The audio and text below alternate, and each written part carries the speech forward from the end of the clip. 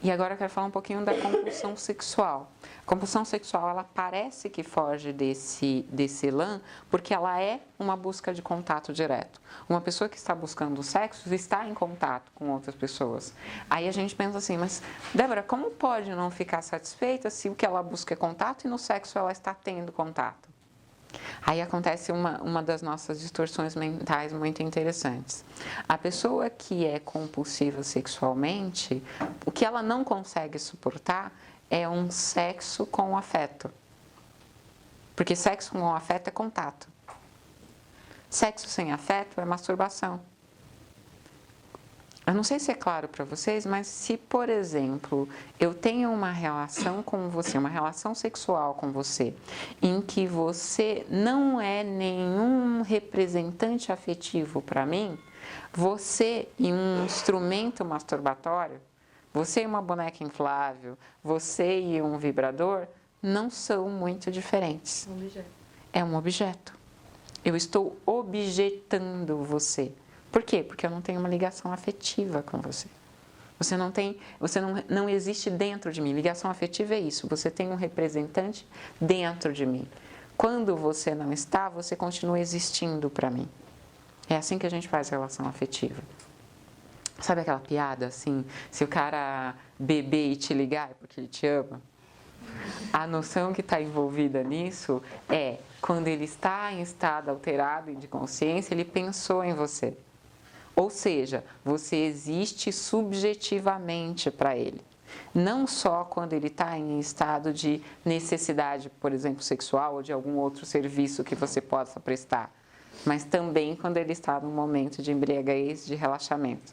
Então, olha, você existe para ele mesmo não estando presente. É isso que isso significa.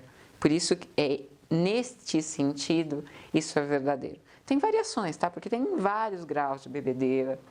Tem várias possibilidades. Então, assim, não é para usar isso literalmente, tem que usar outras medidas também. Mas quando as pessoas dizem isso, é isso que elas estão querendo representar. Essa ideia de que mesmo quando você não está lá, cumprindo uma função na vida da pessoa, exercendo um papel na vida da pessoa, você continua existindo para ela. Isso é uma relação afetiva. O sexo que acontece dentro desse contexto é um sexo que te toca. Ele não termina no ato sexual. Ele existe antes e existe depois. O sexo se torna representante da ligação que você tem com a pessoa. Isso é um sexo afetivo. Esse sexo costuma ser muito perigoso. Sai caro, porque custa muito mais do que dinheiro. Muito mais do que dinheiro. Dá muito trabalho, porque não está permeado pelas coisas que você pode comprar, nem pelas coisas que os serviços que você pode prestar. Está permeado por quem você é e pela forma como você consegue se dar como ser humano e não como ginasta, por exemplo, como super habilidoso ou habilidosa. É aquilo que você é como pessoa. Então isso é um sexo muito caro, muito trabalhoso. E em função disso a gente está meio que se recusando a fazer ele ultimamente. A gente prefere o sexo masturbatório. E o sexo masturbatório é esse, que você é instrumento para o meu prazer. Então você tem que fazer as coisas certas na sequência certa. E aí, gente, eu descobri que tem um aplicativo que você coloca, tipo assim, quando você teve relação sexual, quando você teve orgasmo, e ele faz uma estimativa. Tipo assim, 10 relações sexuais, 50% de orgasmo, e ele te dá medições. Tipo, procure um médico, procure um sexólogo. Sério, gente, é verdade. Eu fiquei brincando com ele, teve uma hora que ele falou assim, troca de parceiro. Aplicativo, gente. Genial! Genial o aplicativo. Tava lá na Apple Store, na parte de saúde feminina, pode procurar.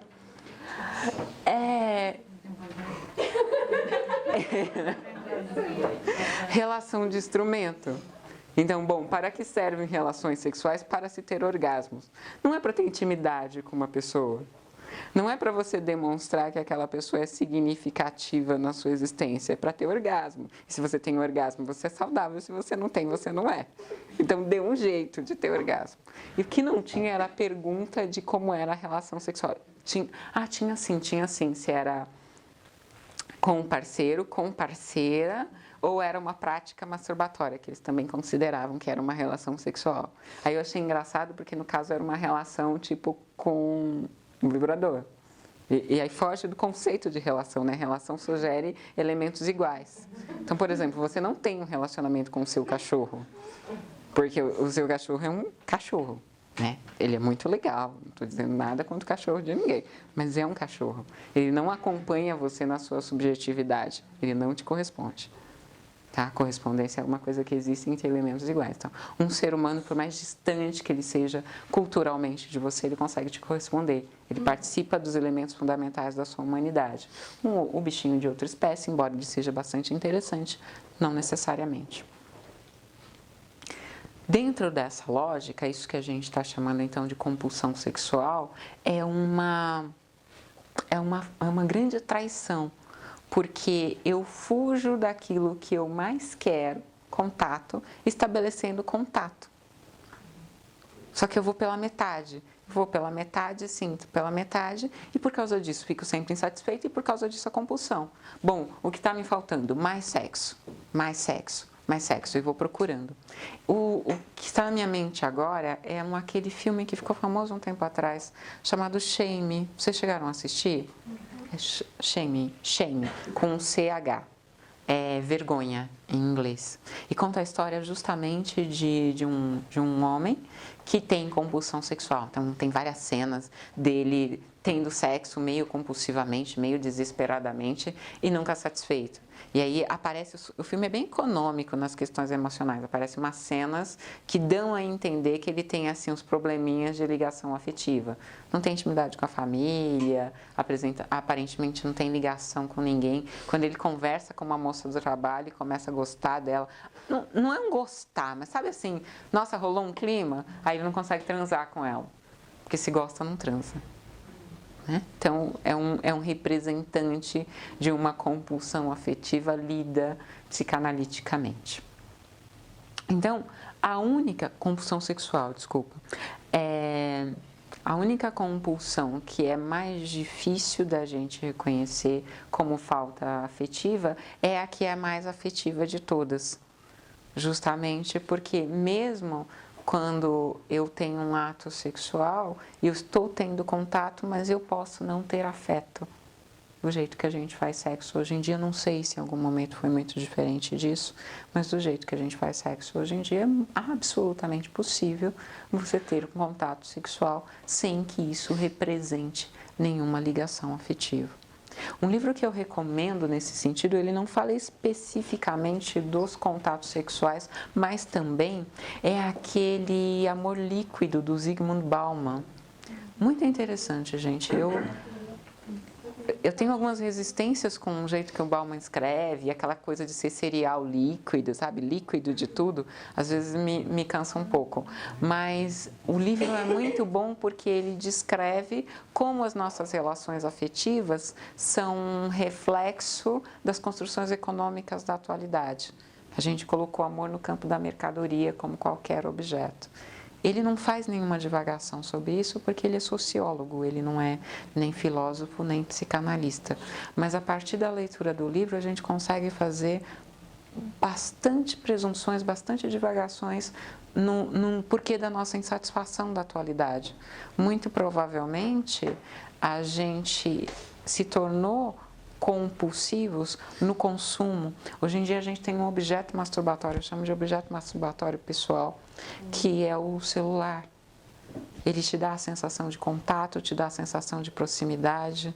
Fico vendo, gente, as pessoas andam assim, passando o dedinho, sabe? Esse negócio do dedinho revolucionou. Para mim isso é um gesto extremamente masturbatório, sabe? Você fica tocando alguma coisa que reage a você. Né? Reage. Te dá uma sensação de que tem alguém te correspondendo. Eu acredito que a gente consegue ficar compulsiva nele por causa disso. Tem alguém me correspondendo. E aí você estica, alguém gosta de mim em algum lugar, e eu não posso perder o meu celular, porque senão eu vou me sentir vazia. Na verdade, eu já sou vazia e não quero me dar conta disso, né? O objeto está representando um preenchimento que, na verdade, não existe. Então, gente, a noção é o seguinte: nesse nosso processo de crescimento, nesse processo de desenvolvimento social, que eu gosto muito, tá? Eu acho que nós nunca fomos tão ricos como nós somos na atualidade. Eu sou super partidária das tecnologias em geral. Eu não existiria se não existissem antibióticos, eu já estaria morta. Eu tomei muito antibiótico quando eu era pequena, então eu devo estar viva graças a eles. Mas teve alguma coisa que aconteceu no meio do processo que fez a gente confundir necessidades fundamentais com necessidade de consumo. As compulsões são essas relações consumistas. Não tem a ver com comprar necessariamente, mas tem a ver com você se servir de instrumentos para satisfazer faltas que instrumentos não podem preencher. Essa é a grande questão das compulsões.